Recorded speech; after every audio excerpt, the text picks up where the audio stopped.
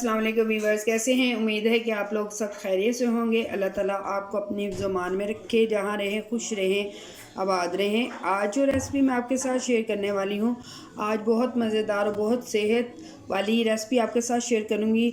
आज हम तलबीना बनाएंगे। तलबीना बहुत मज़ेदार और शफा बख्श ग़िज़ाइयत होती है, तो आप इसे बीमारी की अलामत में भी खा सकते हैं। बहुत फ़ायदा मंद है, आप इसे ज़रूर खाइएगा क्योंकि हमारे नबी सल्लल्लाहु अलैहि वसल्लम को बहुत पसंद थी और उन्होंने फरमाया था कि आप इसे बीमारी की अलामत में खा सकते हैं। तो अपनी रेसिपी शुरू करते हैं। ये मैंने जौ ले लिए थे, जौ मैंने पीसे हुए लिए हैं, आप चाहें तो साबुत भी ले सकती हैं।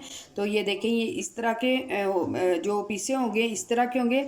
तो साबित जो है आप इसे ओवरनाइट भिगो दें। ये देखें, तो इसे मैंने 3 से 4 घंटे के लिए भिगो दिया हुआ था। तकरीबन हाफ बोल लिए चीनी हस्बे ज़ायक़ा लीजिएगा और 2 से 3 टेबलस्पून मैं इसमें खुश्क मिल्क ऐड करूँगी।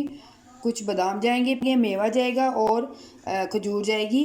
तो अपनी रेसिपी शुरू करते हैं। 1 किलो दूध मैंने ले लिए, तो इसे 2 से 3 बॉयल आगे में इसको हम डाल देंगे इसमें।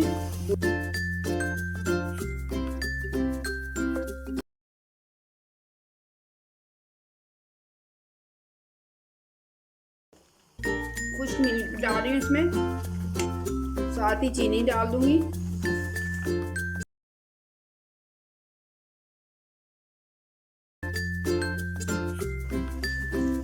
ये खजूरें हैं, ये भी हम इसमें डाल देंगे।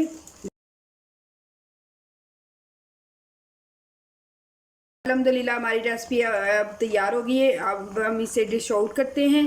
तो आप चाहे तो इसे और थिक कर सकती हैं। मैं अभी मुझे इसी तरह की ही तलबीना पसंद है, तो मैं इसको अब डिश आउट करूँगी और आपके साथ मज़ीद शेयर करूँगी। तो अब हम इसके ऊपर बादाम डालेंगे, थोड़ा सा ये मेवा है, मेवा डाल देंगे, हनी है, हनी डालेंगे।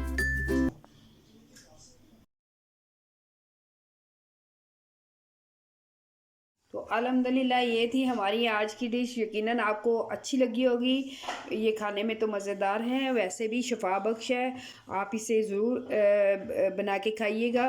तो बीमारी की हालत में भी इसे ज़रूर खाइएगा, तंदुरुस्ती में भी ज़रूर खाइएगा। आई होप कि ये वाली रेसिपी आपको अच्छी लगी होगी। अगर अच्छी लगी है तो आप इसे लाइक शेयर सब्सक्राइब ज़रूर कीजिएगा।